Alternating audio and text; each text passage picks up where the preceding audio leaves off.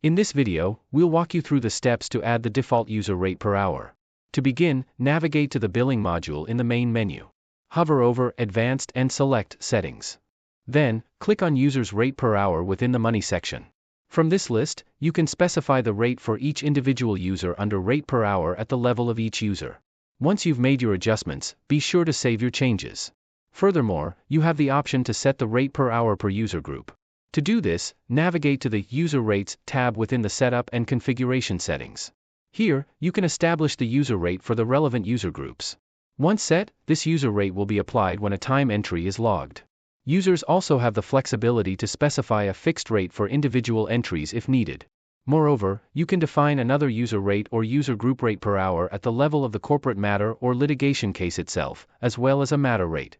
For more information about LEXZUR, kindly reach out to us at help@lexzur.com. Thank you.